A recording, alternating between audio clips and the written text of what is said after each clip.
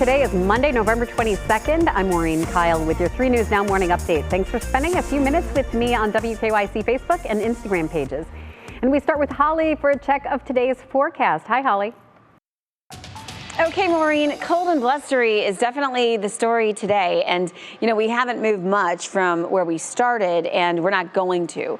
As we look ahead through the afternoon, we're planning on temperatures steady in the 30s. Could see a random lake effect snow shower or flurry, but outside of that, a mix of clouds and sunshine today.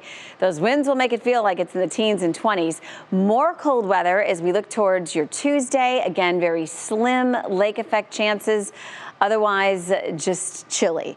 And by the time we get into the middle of the week, we've got a lot of travel to do. We've got a lot of errands to run. Thanksgiving is days away. And right now, Wednesday is not only looking dry, but milder as temperatures climb into the 40s. We're also seeing quite a bit of cloud cover before we get into some rain chances for Thanksgiving Day itself. I'll show you here in just a moment. In the meantime, 36 the actual high today.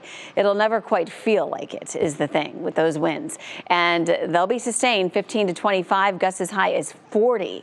And then looking ahead to this Thanksgiving week, we are upper 30s tomorrow, Wednesday, around 50. That's going to be really, really great. And then 47 with scattered rain on Thanksgiving itself.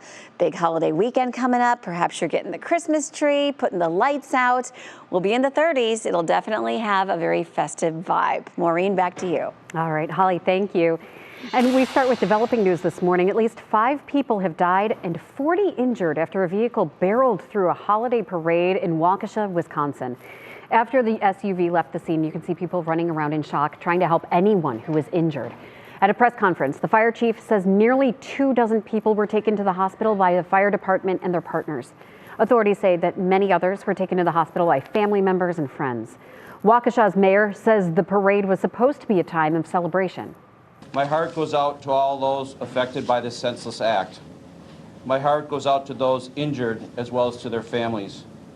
My heart goes out to those who were witness to these events. My heart goes out to those who lost a loved one. Officials say a person of interest who may have a significant criminal history was being questioned overnight. Well, developing out of Haiti, 2 of the 17 kidnapped missionaries from an Ohio group have been freed. This comes from Christian Aid Ministries based in Holmes County. The group says the 2 are safe, but they won't disclose who was released. A violent gang kidnapped the group in October and demanded a $17 million ransom. Here are 3 local headlines that we're following. First, the funeral begins for Alicia Pointer with a public viewing set for today. Tragically, Pointer's body was discovered inside a burned-out home in East Cleveland on November 8th. Alicia's family had reported her missing just 4 days earlier. Over the weekend, a vigil was held in her memory, and the home was torn down. Alicia was just 22 years old. In the meantime, 6 people have been charged so far in connection with her death, and the police continue to search for Hakeem Ali Shomo. A $5,000 reward is being offered for his capture. In the latest coronavirus news, the first deadline in Ohio's Vax to School contest has passed. Anyone aged 5 to 25 who has received at least 1 dose of the COVID vaccine is eligible to win either a $100,000 or $10,000 scholarship. People who entered before midnight last night will be entered in all of the drawings. But if you didn't sign up yet, you still can to be entered into future drawings. We have all the information you need over at WKYC.com. The Erie County Health Department is holding a clinic today for kids ages 5 to 11 who want to get the COVID-19 vaccine. It's in partnership with the Sandusky City Schools and will be held at the Intermediate Building from 3 until 6 p.m. Children do not need to be enrolled in Sandusky schools to attend, but registration is required. It is a victory Monday. The Browns win a game, and now they are 6-5 on the season, winning 13-10 against the winless Detroit Lions. Nick Chubb was welcomed back with big cheers during the game. It definitely feels good, but it's not all me. It starts up front. Like guys like Joe, blocking for me and opening up holes, and it's definitely a team effort. So. During yesterday's game, and as part of the NFL's Salute to Service, the team honored fallen Navy corpsman Maxton Soviak.